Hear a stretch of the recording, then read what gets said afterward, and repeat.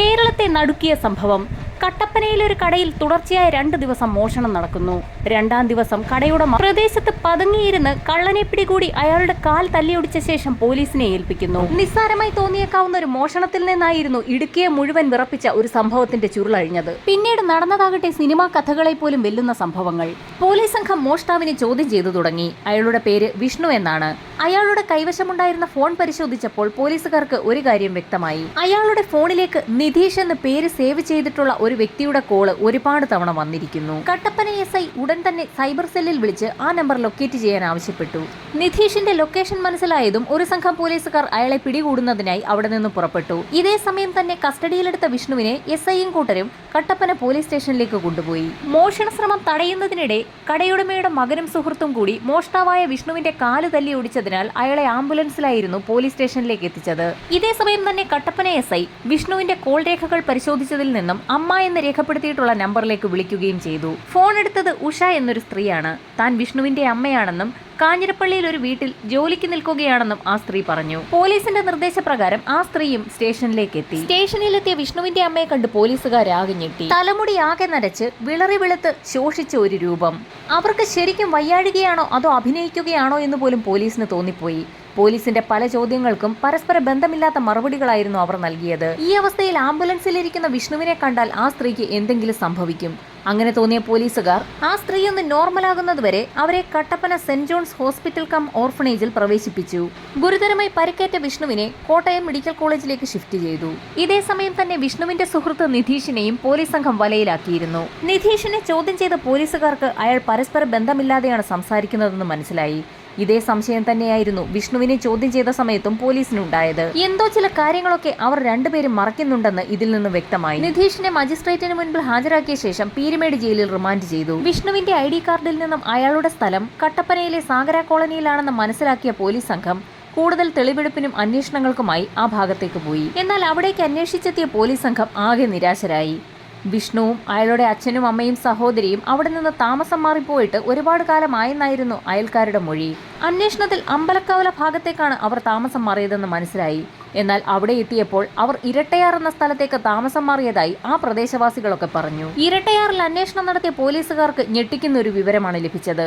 ഇരട്ടയാറിലെത്തിയ വിഷ്ണുവും കുടുംബവും അവിടെ നിന്ന് വീണ്ടും താമസം മാറി കക്കാട്ടുകട കാഞ്ചിയാർ ഭാഗത്തേക്ക് പോയി എന്നാണ് അറിയാൻ കഴിഞ്ഞത്. പോലീസിനാകെ സംശയമായി. ഇതേ സമയം തന്നെ ഒരു സംഘം പോലീസുകാർ നിധീഷിനെ കുറിച്ചും അന്വേഷണം ആരംഭിച്ചു. അന്വേഷണത്തിൽ നിധീഷിന് കുടുംബവുമായി വലിയ ബന്ധമൊന്നുമില്ലെന്ന് മനസ്സിലായി. നിധീഷിനെ കുറിച്ചും വിഷ്ണുവിനെ കുറിച്ചും അന്വേഷിക്കാൻ പോയ പോലീസ് സംഘം വിശദമായ റിപ്പോർട്ട് വൈകുന്നേരത്തോടുകൂടി കട്ടപ്പന SI സുരേഷ് കുമാറിന് മുൻപാകെ സമർപ്പിച്ചു. ആ റിപ്പോർട്ടിലൂടെ കടന്നുപോയ സുരേഷ് കുമാറിന് ചില സംശയങ്ങളൊക്കെ തോന്നി. കാരണം സ്റ്റേഷനിൽ മൊഴി നൽകാനെത്തിയ വിഷ്ണുവിന്റെ അമ്മ അവരുടെ പേര് ഉഷ എന്നാണ് പോലീസിനോട് പറഞ്ഞിരിക്കുന്നത്. എന്നാൽ അന്വേഷണ സംഘം അന്വേഷണത്തിനൊടുവിൽ രേഖപ്പെടുത്തിയിരിക്കുന്നത് വിഷ്ണുവിന്റെ അമ്മയുടെ പേര് സുമ എന്നായിരുന്നു. ആ സ്ത്രീ എന്തുകൊണ്ടാകാം പേര് മാറ്റി പറഞ്ഞതെന്നുള്ള സംശയം SIക്ക് തോന്നി. ഒരു കോംപ്ലിക്കേറ്റഡ് കേസിന്റെ എല്ലാ ലക്ഷണങ്ങളും ഈ കേസിനുമുണ്ടെന്ന് മനസ്സിലാക്കിയ SI വിവരം DYSPയെ അറിയിച്ചു. വിവരമറിഞ്ഞ DYSP ഉടൻ തന്നെ സെന്റ് ജോൺസ് ഹോസ്പിറ്റലിലേക്ക് വിഷ്ണുവിന്റെ അമ്മയെ വിശദമായി ചോദ്യം ചെയ്യുന്നതിനായി വിദഗ്ധരായ സൈക്യാട്രിസ്റ്റുകൾ അടങ്ങുന്ന ഒരു സംഘത്തെ നിയോഗിച്ചു. അതേസമയം തന്നെ ഒരു സംഘം പോലീസുകാർ കോട്ടയം മെഡിക്കൽ കോളേജിൽ അഡ്മിറ്റ് ആയിട്ടുള്ള വിഷ്ണുവിനെയും ചോദ്യം ചെയ്യൽ ആരംഭിച്ചു. വിഷ്ണുവിന്റെ അമ്മയെ ചോദ്യം ചെയ്ത ഡോക്ടർമാരടങ്ങുന്ന സംഘത്തിന് ഒരു കാര്യം വ്യക്തമായി. ആ സ്ത്രീ എന്തൊക്കെയോ മറച്ചു വെച്ചാണ് സംസാരിക്കുന്നത്. ഇതോടുകൂടി വിഷ്ണുവിന്റെ അമ്മയെക്കുറിച്ച് കൂടുതൽ അറിയുന്നതിനായി അവരുടെ ബന്ധുക്കളുടെ ഒരു ലിസ്റ്റ് തന്നെ പോലീസുകാർ തയ്യാറാക്കി. അതിന് ഒരു കാരണവും ഉണ്ടായിരുന്നു. പോലീസുകാർ വിഷ്ണുവിനെയും കുടുംബത്തിനെയും കുറിച്ച് കൂടുതൽ അന്വേഷിച്ച് ഓരോ വാടക വീടുകളിലും കയറിയിറങ്ങിയപ്പോൾ ഒരു വീട്ടിൽ നിന്ന് ഒരു വിവരം ലഭിച്ചിരുന്നു. വിഷ്ണുവിനെ ജംഗ്ഷനിലൊക്കെ കാണാറുണ്ടെങ്കിലും അയാളുടെ അച്ഛനെ കണ്ടിട്ട് ഒരുപാട് കാലമായി എന്നുള്ളതായിരുന്നു. അതിൽ പോലീസിന് എന്തൊക്കെയോ ചില സംശയങ്ങൾ തോന്നി. അതിനാലാണ് വിഷ്ണുവിനെ മെഡിക്കൽ കോളേജിലെത്തി പോലീസ് സംഘം വീണ്ടും ചോദ്യം ചെയ്തത്. അച്ഛൻ എവിടെ എന്നുള്ള പോലീസിന്റെ ചോദ്യത്തിന് തന്റെ അച്ഛൻ കഴിഞ്ഞ കുറച്ച് നാളുകളായി കോഴിക്കോട് ഒരു ജോലിയുമായി ബന്ധപ്പെട്ട് പോയിരിക്കുകയാണെന്നായിരുന്നു അവൻ നൽകിയ മറുപടി.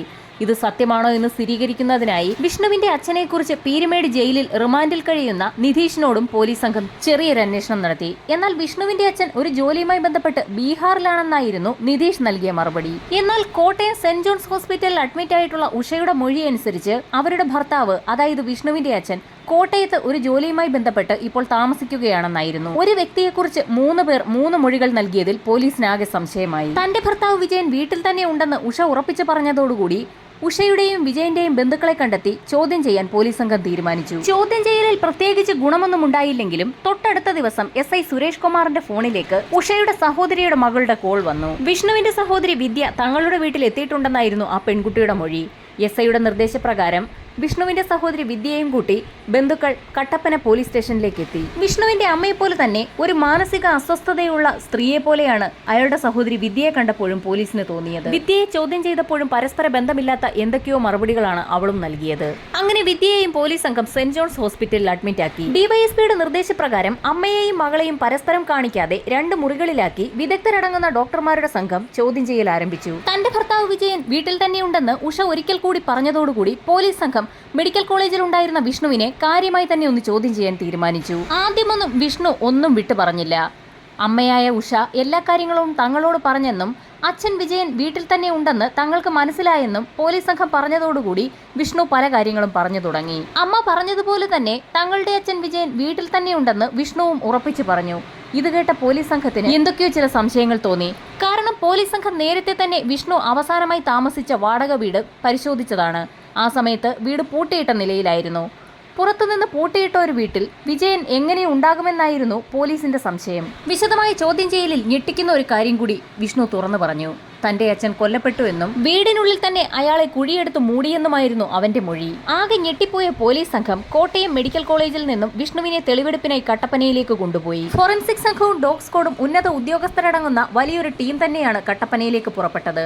വിവരമറിഞ്ഞ് നാട്ടുകാരാകെ അവിടെ തടിച്ചുകൂടിയിരുന്നു. വീട്ടുടമസ്ഥയുടെ സഹായത്തോടുകൂടി വീടിന്റെ വാതിൽ തുറന്ന പോലീസ് സംഘം കണ്ടത് ഞെട്ടിക്കുന്ന കാഴ്ചയായിരുന്നു. തങ്ങൾ എത്തിപ്പെട്ടിരിക്കുന്നത് ഒരു മാന്ത്രിക ലോകത്താണോ എന്ന് പോലും പോലീസുകാർ സംശയിച്ചു. ഒരു മന്ത്രവാദത്തിന്റെ എല്ലാ ലക്ഷണങ്ങളും ആ വീടിനുള്ളിൽ ഉണ്ടായിരുന്നു. മറ്റു മുറികളും സമാനമായ രീതിയിൽ മാന്ത്രിക ചരടുകളും തുണികളും കൊണ്ട് അലങ്കരിച്ച നിരയിലായിരുന്നു. എന്നാൽ കൂട്ടത്തിൽ ഒരു മുറിയുടെ തറയുടെ കുറച്ച് ഭാഗം മാത്രം സിമന്റ് കൊണ്ട് കോൺക്രീറ്റ് ചെയ്തിരിക്കുന്നു. ആ ഭാഗത്താണ് തന്റെ അച്ഛനെ അടക്കം ചെയ്തതെന്ന് വിഷ്ണു പറഞ്ഞതോടുകൂടി പോലീസുകാരുടെ വിദഗ്ധ സംഘത്തിൽപ്പെട്ട ചില ആളുകൾ കോൺക്രീറ്റ് ഇളക്കി പരിശോധന ആരംഭിച്ചു. 4 അടി താഴ്ചയിലെത്തിയപ്പോൾ കുഴിക്കുള്ളിൽ നിന്നും ഒരു കാർഡ്ബോർഡ് പെട്ടി കണ്ടെത്തി. പെട്ടി തുറന്ന ഫോറൻസിക് സംഘം ആകെ അമ്പരന്നു. പെട്ടിക്കുള്ളിൽ തലയോട്ടികളും എല്ലുകളും വസ്ത്രങ്ങളുടെ ചില അവശിഷ്ടങ്ങളും ഒരു ബെൽറ്റും കാണാം. ആ വ്യക്തി എങ്ങനെ കൊല്ലപ്പെട്ടു എന്നതിനുള്ള ഉത്തരവും പെട്ടിക്കുള്ളിൽ നിന്ന് തന്നെ കിട്ടി. കൊലപ്പെടുത്താൻ ഉപയോഗിച്ചതായി കരുതപ്പെടുന്ന ചുറ്റികയായിരുന്നു പെട്ടിക്കുള്ളിൽ ഉണ്ടായിരുന്നത്. ഫോറൻസിക് പരിശോധനയിൽ ആ വ്യക്തി കൊല്ലപ്പെടുന്നതിന് മുൻപ് തന്നെ അയാളുടെ തലയിൽ ചുറ്റിക കൊണ്ട് ശക്തമായി അടിയേറ്റിട്ടുണ്ടെന്നും അയാളുടെ വാരിയെല്ലുകൾ ഒടിഞ്ഞിട്ടുണ്ടെന്നും കണ്ടെത്തി. മൃതദേഹത്തിനാകട്ടെ 6 മാസത്തെ പഴക്കവും. ഇൻക്വസ്റ്റ് നടപടികൾ പൂർത്തിയാക്കിയ ശേഷം മൃതദേഹം DNA പരിശോധനയ്ക്കും പോസ്റ്റ്മോർട്ടത്തിനുമായി മെഡിക്കൽ കോളേജിലേക്ക് ഷിഫ്റ്റ് ചെയ്തു. DNA പരിശോധനാ ഫലം പുറത്തു വന്നെങ്കിൽ മാത്രമേ കൊല്ലപ്പെട്ടത് വിജയൻ തന്നെയാണോ എന്ന് പോലീസിന് ഉറപ്പിക്കാനാകൂ. വിജയനെ ആര് എന്തിന് കൊന്നു കുഴിച്ചുമൂടി എന്നുള്ള ചോദ്യത്തിന് ഉത്തരം കണ്ടെത്തുക എന്നുള്ളതായിരുന്നു പോലീസിന്റെ അടുത്ത ലക്ഷ്യം. പ്രദേശവാസികളോട് വിജയനെയും കുടുംബത്തെക്കുറിച്ച് കൂടുതൽ കാര്യങ്ങൾ പോലീസ് ചോദിച്ചറിഞ്ഞു. കഴിഞ്ഞ കുറച്ച് നാളുകളായി വിജയനെ കാണാറില്ലായിരുന്നു എന്ന് പ്രദേശവാസികൾ മൊഴി നൽകി. വിഷ്ണുവിനെ കാണുമ്പോഴൊക്കെ വിജയനെക്കുറിച്ച് അന്വേഷിച്ചിരുന്നെങ്കിലും ജോലിയുമായി ബന്ധപ്പെട്ട് അയാൾ സ്ഥലത്തില്ലെന്നായിരുന്നു നാട്ടുകാരോട് വിഷ്ണു പറഞ്ഞിരുന്ന മറുപടി. അയൽക്കാരുമായി അധികം സഹകരിക്കാത്ത സ്വഭാവമുള്ളവരായതിനാൽ പിന്നീട് വിജയനെക്കുറിച്ചോ വിഷ്ണുവിനെക്കുറിച്ചോ ഒന്നും നാട്ടുകാർ തിരക്കിയതുമില്ല. വിഷ്ണുവിന്റെ സഹോദരി വിദ്യ സെന്റ് ജോൺസ് ആശുപത്രിയിൽ ചികിത്സയിലാണെന്ന് പോലീസ് പറഞ്ഞു കേട്ട നാട്ടുകാർ ആകെ അമ്പരന്നു. കാരണം അങ്ങനെയൊരു സഹോദരി ആ വീട്ടിൽ താമസിക്കുന്ന കാര്യം നാട്ടുകാർക്കാർക്കും അറിവുണ്ടായിരുന്നില്ല. വിദ്യയെ നാട്ടുകാർ കണ്ടിട്ടില്ലായിരുന്നു എന്നുള്ള കാര്യം പോലീസിനെയും അതിശയപ്പെടുത്തി. ആ വീടിനെ ചുറ്റിപ്പറ്റി എന്തൊക്കെയോ ചില ദുരൂഹതകൾ നാട്ടുകാരായ തങ്ങൾക്കും തോന്നിയിരുന്നതായും ഒരു ചെറുപ്പക്കാരൻ വൈകുന്നേരങ്ങളിലും രാത്രി കഴിഞ്ഞും ആ വീട്ടിലേക്ക് സ്ഥിരമായി എത്താറുണ്ടെന്നുകൂടി നാട്ടുകാരിൽ ചിലർ മൊഴി നൽകി. പോലീസ് സംഘം തങ്ങളുടെ കൈവശമുണ്ടായിരുന്ന വിഷ്ണുവിന്റെ സുഹൃത്ത് നിധീഷിന്റെ ഫോട്ടോ നാട്ടുകാരെ കാണിച്ചു. ഫോട്ടോയിൽ കാണുന്ന അതേ ചെറുപ്പക്കാരനെ തന്നെയാണ് രാത്രി പല സമയത്തും ഈ വീട്ടിൽ കാണാറുണ്ടായിരുന്നതെന്ന് നാട്ടുകാർ ഉറപ്പിച്ചു പറഞ്ഞു. നിധീഷിനെ കുറിച്ച് ഞെട്ടിക്കുന്ന കാര്യങ്ങൾ നാട്ടുകാരിൽ നിന്നും കേട്ടറിഞ്ഞ പോലീസ് സംഘം പീരുമേട് ജയിലിൽ റിമാൻഡിൽ കഴിയുന്ന നിധീഷിനെ 5 ദിവസത്തേക്ക് കസ്റ്റഡിയിൽ വാങ്ങാൻ തീരുമാനിച്ചു. ഇൻസ്പെക്ടർ സുരേഷ് കുമാർ സംഘവും വിശദമായി തന്നെ നിധീഷിനെ ചോദ്യം ചെയ്യൽ ആരംഭിച്ചു. ബീഹാറിൽ പോയെന്ന് പറഞ്ഞ വിജയനെ തങ്ങളുടെ കൈവശം കിട്ടിയിട്ടുണ്ട് എന്ന് പോലീസ് പറഞ്ഞതോടുകൂടി നിധീഷ് പതറുന്നത് പോലീസ് സംഘം ശ്രദ്ധിച്ചു. വിജയന്റെ മൃതശരീരം വിഷ്ണുവിന്റെ വാടക വീട്ടിൽ നിന്ന് ലഭിച്ചെന്നും അതെങ്ങനെയാണ് അവിടെ എത്തിയതെന്നുള്ള കാര്യം തങ്ങൾക്കറിയണമെന്നും കൂടി പോലീസ് പറഞ്ഞതോടെ നിധീഷ് ആകെ വല്ലാതെയായി. പോലീസിന്റെ കർക്കശമായ ചോദ്യം ചെയ്യലിന് മുൻപിൽ പിടിച്ചു നിൽക്കാനാവാതെ നിധീഷ് പല കാര്യങ്ങളും പറഞ്ഞു തുടങ്ങി. വിഷ്ണുവും കുടുംബവും വാടകയ്ക്ക് താമസിച്ചിരുന്ന വീടിന്റെ തൊട്ടടുത്തെ താമസക്കാരനായിരുന്നു നിധീഷും. എന്തിനുമേതിനും നിസ്സാര കാര്യങ്ങൾക്ക് പോലും മന്ത്രവാദികളെ ചെന്ന് കണ്ട് പരിഹാരകർമ്മങ്ങൾ ചെയ്യുന്ന രീതിയായിരുന്നു വിഷ്ണുവിന്റെ അച്ഛനും അമ്മയ്ക്കുമുള്ളത്. അവർ ആ ശീലം തങ്ങളുടെ മക്കളായ വിഷ്ണുവിനും വിദ്യയിലും പകർന്നിരുന്നു. മന്ത്രവാദികളുടെയൊക്കെ അസിസ്റ്റന്റായി പ്രവർത്തിച്ചിരുന്ന നിധീഷ് ഇക്കാര്യം പ്രത്യേകം ശ്രദ്ധിച്ചിരുന്നു.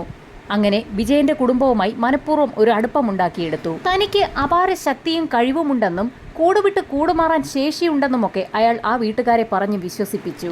അത് മാത്രവുമല്ല, വിജയനും കുടുംബത്തിനും മുൻപിൽ നിൽക്കുന്ന നിതീഷ് യഥാർത്ഥ നിതീഷ് അല്ല എന്നും യഥാർത്ഥ നിതീഷ് ഡൽഹിയിൽ സബ് ഇൻസ്പെക്ടർ ജോലിയുടെ ഭാഗമായുള്ള പരിശീലനത്തിലാണെന്നും അവരെ വിശ്വസിപ്പിച്ചു. നിതീഷ് പറയുന്ന പല മണ്ടത്തരങ്ങളിലും വീണുപോയ ആ വീട്ടുകാർ തങ്ങളുടെ മുൻപിൽ നിൽക്കുന്ന നിതീഷ് എന്ന ചെറുപ്പക്കാരന് ഒരേ സമയം രണ്ടിടത്ത് പ്രത്യക്ഷപ്പെടാനുള്ള കഴിവ് വരെ ഉണ്ടെന്ന് അടിയുറച്ച് വിശ്വസിച്ചു. വിജയന്റെയും കുടുംബത്തിന്റെയും വിശ്വാസം നേടിയെടുക്കുന്നതിന്റെ ഭാഗമായി ആ വീട്ടിൽ അവരാരും അറിയാതെ എല്ലാ മുറികളിലും ഒരു വോയിസ് റെക്കോർഡ് നിതീഷ് ഒളിപ്പിച്ചു വെച്ചു. ആ വീട്ടിലുള്ള ആളുകൾ സംസാരിക്കുന്ന മുഴുവൻ കാര്യങ്ങളും വോയിസ് റെക്കോർഡായി നിതീഷിന്റെ മൊബൈലിലെത്തും. അങ്ങനെ ആ വീട്ടിലെ മുഴുവൻ കാര്യങ്ങളും മനസ്സിലാക്കുന്ന നിതീഷ് പിന്നീട് വിജയന്റെ വീട്ടിലെത്തുമ്പോൾ വോയിസ് റെക്കോർഡിൽ കേട്ട വീട്ടുകാരുടെ സംഭാഷണങ്ങളുടെ അടിസ്ഥാനത്തിൽ അതുമായി ബന്ധപ്പെട്ട് പല കാര്യങ്ങളും പ്രവചിക്കും. തങ്ങൾ വീട്ടിൽ പറഞ്ഞ കാര്യങ്ങളിൽ പലതും നിതീഷ് ഗണിച്ചു പറയുന്നതാണെന്ന് കരുതി വീട്ടുകാർ അയാളിൽ കൂടുതൽ വിശ്വാസമർപ്പിക്കും. അങ്ങനെയിരിക്കെ ഒരു ദിവസം ആ വീട്ടിലേക്കെത്തിയ നിതീഷ് ആരോടും പറയാതെ ആ വീട്ടുകാർ മറച്ചു വെച്ചിരുന്ന അവരുടെ മകളുടെ അസുഖത്തെക്കുറിച്ച് തുറന്നു ചോദിച്ചു. നിതീഷ് ചോദിച്ച ചോദ്യം കേട്ട് ആകെ അമ്പരന്നു പോയ ആ വീട്ടുകാരോട് തനിക്ക് ഗന്ധർവന്റെ ശക്തിയുണ്ടെന്നും ഗന്ധർവനാണ് തന്നിലിരുന്ന് ഈ കാര്യങ്ങളൊക്കെ മനസ്സിലാക്കി പറയുന്നതെന്നും വിജയനോടും കുടുംബത്തോടും പറഞ്ഞു. പ്രശ്നപരിഹാരത്തിനായി വിജയനും കുടുംബവും നിതീഷ് നിർദ്ദേശിച്ച മന്ത്രവാദങ്ങളും നടത്തി. ഗന്ധർവന്റെ സാന്നിധ്യമുള്ള നിതീഷിനോട് വിജയനും കുടുംബത്തിനും ഒരു പ്രത്യേക ആരാധന തന്നെ ഉണ്ടായി. ആരാധന മൂത്തുനിന്ന കുടുംബത്തോട് അവരുടെ മകൾ വിദ്യയ്ക്ക് ഒരു പ്രത്യേക പൂജ നടത്തണമെന്ന് ആവശ്യപ്പെട്ടു. എന്നാൽ പൂജ നടക്കുന്ന മുറിയിൽ ആ സമയത്ത് ഗന്ധർവനായ നിതീഷും വിദ്യയും മാത്രമേ ഉണ്ടാകാൻ പാടുള്ളൂ എന്നുകൂടി നിർദ്ദേശിച്ചു. അങ്ങനെ പൂജയ്ക്കുള്ള കളങ്ങൾ ഒരുങ്ങി. പൂജാ സമയത്ത് ഗന്ധർവന് മുൻപിൽ വിവസ്ത്രയായി ഇരിക്കണമെന്നായിരുന്നു ആദ്യം തന്നെ നിതീഷ് വിദ്യയോട് ആവശ്യപ്പെട്ടത്. നിതീഷിനെ എതിർത്ത വിദ്യയെ അയാൾ പീഡനത്തിനിരയാക്കി. എന്നാൽ അതൊക്കെ ചെയ്തത് ഗന്ധർവനാണെന്നും ഗന്ധർവന് വളരെ ഇഷ്ടപ്പെട്ട പെണ്ണാണ് ഇപ്പോൾ വിദ്യയെന്നും അയാൾ അവളെ പറഞ്ഞു വിശ്വസിപ്പിച്ചു. ഒരു മാസം കഴിഞ്ഞപ്പോൾ താൻ ഗർഭിണിയാണെന്ന് മനസ്സിലാക്കിയ വിദ്യ ആകെ തകർന്നു. PG 2ാം വർഷ വിദ്യാർത്ഥിനിയായ വിദ്യ തുടർന്നും കോളേജിൽ പോയാൽ വിവരം നാട്ടുകാരും കൂട്ടുകാരും ഒക്കെ അറിയുമെന്ന് മനസ്സിലാക്കിയ നിതീഷ് വിദ്യ ഇനി പുറത്തു പോകുന്നത് ഗന്ധർവൻ ഇഷ്ടമല്ല എന്നും പ്രത്യേകിച്ച് ഈ വീട്ടിലെ സ്ത്രീകൾ രണ്ടുപേരും അതുകൊണ്ട് ഇനി പുറത്തു പോകേണ്ടതില്ല എന്നും ആ കുടുംബത്തെ അറിയിച്ചു. മാസങ്ങൾ കഴിഞ്ഞതോടുകൂടി പൂർണ്ണ ഗർഭിണിയായ വിദ്യയെ ആശുപത്രിയിൽ കാണിക്കുന്നതിന് ആ കുടുംബം നിർബന്ധിതരായി. മറ്റുള്ളവർ അറിയാതിരിക്കുന്നതിനായി ആശുപത്രി രേഖകളിൽ വിദ്യയുടെ ഭർത്താവിന്റെ പേരും അഡ്രസ്സും ഒക്കെ ആ വീട്ടുകാർ തെറ്റിച്ചു നൽകി. അങ്ങനെ വിദ്യയ്ക്ക് ഒരു ആൺകുഞ്ഞ് പിറന്നു. ഗന്ധർവന്റെ കുഞ്ഞാണ് വിദ്യയ്ക്ക് പിറന്നിരിക്കുന്നതെന്നും അതിനാൽ തന്നെ ഒരു മനുഷ്യ സ്ത്രീ ഗന്ധർവന്റെ കുഞ്ഞിന് പാല് കൊടുക്കാൻ പാടില്ല എന്നുമുള്ള നിതീഷിന്റെ വാദം അംഗീകരിച്ച വീട്ടുകാർ ആദ്യത്തെ 3 ദിവസം കുഞ്ഞിന് പാല് കൊടുക്കുന്നതിൽ നിന്നും വിദ്യയെ വിലക്കി. കുഞ്ഞിന് പാല് കൊടുക്കാത്ത വിവരം ശ്രദ്ധയിൽപ്പെട്ട ആശുപത്രി അധികൃതർ വിദ്യയെ നിർബന്ധിച്ച് 4ാം ദിവസം കുഞ്ഞിന് പാല് നൽകി. ആശുപത്രിയിൽ നിന്നും ഡിസ്ചാർജായ വിദ്യയും കുടുംബവും തിരികെ വീട്ടിലെത്തുകയും നിതീഷിന്റെ നിർദ്ദേശപ്രകാരം അന്ന് രാത്രി തന്നെ വിദ്യ കുഞ്ഞിനെ തന്റെ അച്ഛന്റെ കൈകളിൽ ഏൽപ്പിക്കുകയും ചെയ്തു. ഇനിയുള്ള 2 വർഷക്കാലം കുഞ്ഞിനെ വളർത്തേണ്ടത് ഗന്ധർവനാണെന്നും 2 വർഷത്തിന് ശേഷം മാത്രമേ വിദ്യയ്ക്ക് കുഞ്ഞിനെ തിരികെ നൽകുകയുള്ളൂ എന്നും അതല്ല എങ്കിൽ ഗന്ധർവശാപം ആ കുടുംബം മുഴുവൻ നേരിടേണ്ടി വരുമെന്നും ഇക്കാര്യങ്ങൾ മറ്റുള്ളവരെ അറിയിച്ചാലും പ്രതികൂല ഫലമുണ്ടാകുമെന്നുമായിരുന്നു നിതീഷ് വീട്ടുകാരെ പറഞ്ഞ് വിശ്വസിപ്പിച്ചത്. നിതീഷിന്റെ നിർദ്ദേശപ്രകാരം വിദ്യയിൽ നിന്നും കുഞ്ഞിനെ വാങ്ങി വിജയൻ വീടിന് പുറത്തെത്തി. ആ കുട്ടിയുടെ മുഖത്തേക്ക് ടർക്കിയിട്ട് മൂടിയ ശേഷം നിതീഷ് ഒന്ന് അമർത്തിപ്പിടിച്ചു. ചായ്പിന് പിന്നിൽ ചതുരത്തിൽ കെട്ടിയ അറയ്ക്കുള്ളിലേക്ക് ടർക്കിയിൽ പൊതിഞ്ഞ ആ ശരീരം വയ്ക്കുകയും അതിനു മുകളിൽ സിമന്റ് കട്ടകൾ വെച്ച് അടയ്ക്കുകയും ചെയ്തു. 2 വർഷത്തിന് ശേഷം കുഞ്ഞ് ഗന്ധർവലോകത്ത് നിന്നും തിരിച്ചെത്തുമെന്നും വീട്ടുകാരെ പറഞ്ഞ് വിശ്വസിപ്പിച്ചു. കൂടുതൽ ഗന്ധർവ പ്രീതി ലഭിക്കുന്നതിനായി അവരിപ്പോൾ താമസിച്ചുകൊണ്ടിരിക്കുന്ന സാഗരയിലെ അവരുടെ വീടും പറമ്പും വിൽക്കണമെന്നുകൂടി നിതീഷ് ആവശ്യപ്പെട്ടു. പല ആളുകളും കച്ചവടത്തിനായി അവിടെ എത്തിയെങ്കിലും ആർക്കും വീടും പരിസരവും ഇഷ്ടമായില്ല. ആ വിവരവും വീട്ടുകാർ നിതീഷിനെ അറിയിച്ചു. നിതീഷ് വിശദമായ ഒരു പൂജ തന്നെ നടത്തി. പൂജയിൽ വിജയന്റെ പറമ്പിൽ വളരെ അപകടകരമായ ഒരു കൂടോത്രം ആരോ കുഴിച്ചിട്ടിട്ടുണ്ടെന്നും എന്നും കുടുംബാംഗങ്ങൾ അത് മറികടന്നാണ് നടക്കുന്നതെന്നും അതുകൊണ്ടാണ് കുടുംബത്തിൽ ഉയർച്ച ഉണ്ടാകാത്തതെന്നും അയാൾ പറഞ്ഞു. നിതീഷ് പറഞ്ഞതനുസരിച്ച് പ്രശ്നപരിഹാരത്തിനായി JCB ഉപയോഗിച്ച് ആ പറമ്പ് മുഴുവൻ ഉഴുതുമറിച്ചു. അവിടെ നിന്ന് ലഭിച്ച കൂടോത്രം എന്ന് പറഞ്ഞ് നിതീഷ് തന്നെ അവിടെ കൊണ്ടിട്ട ഒരു തകിട് ആ വീട്ടുകാരെ കാണിച്ചു കൊടുക്കുകയും ചെയ്തു. നിതീഷിലുള്ള വീട്ടുകാരുടെ വിശ്വാസം വർദ്ധിച്ചു. അതിന് മറ്റൊരു കാരണം കൂടി ഉണ്ടായിരുന്നു. നേരത്തെ കാട് പിടിച്ചു കിടന്നിരുന്ന ആ വസ്തു JCB ഉപയോഗിച്ച് വൃത്തിയാക്കിയപ്പോൾ അത് വാങ്ങാനെത്തുന്നവരുടെ എണ്ണവും കൂടി. അങ്ങനെ ആ സ്ഥലം വേഗം വിറ്റുപോയി. അവിടെ നിന്നും ആ കുടുംബം അമ്പലക്കവലയിലേക്ക് താമസം മാറി. സ്ഥലം വിറ്റ പണം പൂർണ്ണമായും ലഭിക്കാത്തതിനാൽ ആ കുടുംബം അവരുടെ സാധനങ്ങൾ പൂർണ്ണമായും അവിടെ നിന്ന് ഷിഫ്റ്റ് ചെയ്തിട്ടുണ്ടായിരുന്നില്ല. അങ്ങനെ കുറെ ദിവസങ്ങൾക്ക് ശേഷം നിതീഷും വിഷ്ണുവും വിജയനും കൂടി സാഗരയിലെ പഴയ വീട്ടിലേക്കെത്തി. ആ ചായ്പിൽ കുട്ടിയെ മറവ് ചെയ്ത ഭാഗത്തെ കല്ലുകൾ ഇളക്കി അഴുകി ദ്രവിച്ചു പോകാറായിരുന്ന ആ ശരീരം പുറത്തെടുത്ത് വീടിന്റെ അടുക്കളയ്ക്കുള്ളിലെത്തി ആ മൃതദേഹ ഭാഗങ്ങൾ അടുപ്പിന് മുകളിൽ സ്ഥാപിച്ചിട്ടുള്ള ഗ്രില്ലിന് പുറത്തു വെച്ചു. ശേഷം അടുപ്പിൽ തീ കൊളുത്തി മൃതദേഹ ഭാഗങ്ങൾ പൂർണ്ണമായും ചാമ്പലായിപ്പോയെന്ന് പറയാം. ശേഷിച്ച എല്ലിൻ കഷ്ണങ്ങളും ചാരവും ഒരു ചാക്കിനകത്തേക്ക് മാറ്റി ആ മൂവർ സംഘം കട്ടപ്പനയിലെത്തി ഒരു നദിയിൽ ഒഴുക്കി. കുടുംബത്തിന്റെ ശേഷിക്കുന്ന ദോഷങ്ങൾ അകറ്റുന്നതിനായി ചോറ്റാനിക്കര അമ്പലത്തിലെത്തി ഒരു പൂജ നടത്തണമെന്നും എന്നാൽ ആ പൂജയ്ക്ക് വീട്ടുകാരും തന്നെ പോകേണ്ടതില്ല എന്നും പണമേൽപ്പിച്ചാൽ നിതീഷ് തന്നെ അവിടെ പോയി പൂജകൾ ചെയ്തു വരാമെന്നും അയാൾ വീട്ടുകാരോട് പറഞ്ഞു. പറഞ്ഞതുപോലെ തന്നെ വീട്ടുകാർ നിതീഷിന് പണം നൽകി. അയാൾ എറണാകുളത്തെത്തി 2 ദിവസം അവിടെ മുറിയെടുത്ത് താമസിച്ച ശേഷം പൂജകളെല്ലാം പൂർത്തിയാക്കിയെന്ന് പറഞ്ഞ് തിരികെ കട്ടപ്പനയിലെത്തി. വിജയന്റെ കയ്യിലുള്ള പണം മുഴുവൻ മന്ത്രവാദത്തിന്റെ ഓരോ തലങ്ങളിലൂടെ നിതീഷിന്റെ കയ്യിലേക്ക് വന്നുകൊണ്ടിരിക്കുകയാണ്. അയാൾ പുതിയ മൊബൈലും ടിവിയും ഒക്കെ വാങ്ങി. ഇതിനിടയിൽ വിജയന്റെ കുടുംബം പല വീടുകളിലും വാടകയ്ക്ക് താമസിച്ചു. അങ്ങനെ അവരുടെ കൈവശമുണ്ടായിരുന്ന പണം തീർന്നു തുടങ്ങി. വിജയന്റെ കുടുംബം ഭക്ഷണം കഴിക്കുന്നതിൽ പോലും നിതീഷ് ചില നിയമങ്ങൾ കൊണ്ടുവന്നു. അയാളുടെ നിർദ്ദേശപ്രകാരം ഗന്ധർവ പ്രീതിക്കായി ആ കുടുംബം ഒരു നേരം മാത്രമായി ഭക്ഷണം കഴിക്കുന്നത് ചുരുക്കി. പോകെ പോകെ കുടുംബനാഥനായ വിജയന് ചില സംശയങ്ങളൊക്കെ തോന്നി. നിതീഷ് എന്നാണോ തങ്ങളുടെ കുടുംബത്തിലേക്ക് കാലെടുത്ത് വെച്ചത് അന്നു മുതലാണ് അവിടെ പ്രശ്നങ്ങൾ ആരംഭിച്ചതെന്ന് നിതീഷിന്റെ മുഖത്ത് നോക്കി തന്നെ വിജയൻ പറഞ്ഞു. ഇത് കേട്ട നിതീഷ് വിജയനെ പൊക്കിയെടുത്ത് വട്ടം കറക്കി തറയിലേക്ക് എറിഞ്ഞു. ഭക്ഷണം കഴിക്കാതെ ആരോഗ്യം പൂർണ്ണമായി നശിച്ച വിജയനെ പൊക്കിയെടുത്ത് തറയിലേക്കടിക്കാൻ നിതീഷിന് വലിയ പ്രയാസമൊന്നും ഉണ്ടായില്ല. വീഴ്ചയിൽ വാരിയല്ലുകൾ തകർന്ന വിജയന്റെ തലയിലേക്ക് ചുറ്റിക ഉപയോഗിച്ച് നിതീഷ് ആഞ്ഞടിച്ചു. വിജയന്റെ മരണം ഉറപ്പാക്കിയ ശേഷം അയാളെ ഒരു കാർഡ്ബോർഡ് പെട്ടിക്കുള്ളിലാക്കി വീടിനുള്ളിൽ തന്നെ ഒരു കുഴിയെടുത്ത് അതിലേക്ക് ഇറക്കി വെക്കുകയും കുഴിയുടെ മുകൾ ഭാഗം സിമന്റ് ഉപയോഗിച്ച് മൂടുകയും ചെയ്തു. ഇതൊക്കെ ചെയ്തത് ഗന്ധർവനാണെന്നും വിജയനെ ഗന്ധർവൻ തന്റെ അടുത്തേക്ക് വിളിച്ചിരിക്കുകയാണെന്നും നിതീഷ് വീട്ടുകാരെ പറഞ്ഞ് വിശ്വസിപ്പിച്ചു. വിജയന്റെ കുടുംബം മാറി മാറി താമസിച്ച എല്ലാ വീടുകളിലും അവരുടെ മുറികളിൽ അവരറിയാതെ തന്നെ റെക്കോർഡിംഗ് സംവിധാനം നിതീഷ് ഒളിപ്പിച്ചു വെച്ചിരുന്നു. അതുകൊണ്ട് തന്നെ അവരുടെ മനസ്സ് വായിക്കുന്ന ഗന്ധർവനാണ് നിതീഷ് എന്ന് തന്നെ വീട്ടുകാർ ഉറച്ചു വിശ്വസിച്ചു. വിജയന്റെ കയ്യിലെ പണം പൂർണ്ണമായും തീർന്നതോടുകൂടി ഗന്ധർവന്റെ ആവശ്യങ്ങൾക്ക് പണം വേണ്ടി വരുന്നതിനാൽ വിഷ്ണുവിനെ ഉപയോഗിച്ച് നിതീഷ് കാണിക്കുന്ന പല സ്ഥലങ്ങളിലും അയാൾ മോഷണം നടത്തിച്ചു. ഏത് മോഷണം കഴിഞ്ഞാലും നിതീഷ് ആവശ്യപ്പെടുന്ന രീതിയിലുള്ള ഭക്ഷണ സാധനങ്ങൾ വാങ്ങി ഗന്ധർവന് നൽകണം. ഗന്ധർവന് വേണ്ടി വിഷ്ണുവിന്റെ വീട്ടിൽ ഒരു മുറി തന്നെ മാറ്റി വെച്ചിരിക്കുകയാണ്. ആ മുറിയിൽ ഗന്ധർവനായിരിക്കുന്ന നിതീഷ് വിഷ്ണു പോയതിനു ശേഷം ആ ഭക്ഷണം മുഴുവൻ കഴിക്കും. ഈ സമയത്ത് ഒരാഹാരവും കഴിക്കാതെ വിഷ്ണുവും സഹോദരിയും അമ്മയും പുറത്ത് കാവലിരിക്കും. ഈ സമയത്താണ് നിതീഷിന്റെ നിർദ്ദേശപ്രകാരം ആക്രിക്കടയിൽ മോഷണം നടക്കുന്നത്. ആദ്യം മോഷണം നടത്തിയ ശേഷം അവിടെ നിന്നും വീണ്ടും എന്തെങ്കിലും ലഭിക്കുമെന്ന് ഉറപ്പുള്ളതിനാൽ അതേ ആക്രിക്കടയിൽ വീണ്ടും മോഷണം നടത്തുന്നതിനിടയിലാണ് വിഷ്ണു പോലീസ് കസ്റ്റഡിയിലാകുന്നത്. ഇപ്പോൾ വിഷ്ണുവും നിതീഷും റിമാൻഡിലാണ്. സുമയും വിദ്യയും ഏകദേശം സ്വബോധത്തിലേക്ക് മടങ്ങി വന്നിരിക്കുകയാണ്. മോഷണക്കേസ് അന്വേഷിച്ചിറങ്ങിയ പോലീസ് സംഘം തെളിയിച്ചതാകട്ടെ കട്ടപ്പനയെ ഇളക്കിമറിച്ച ഇരട്ട കൊലപാതക കഥയാണ്.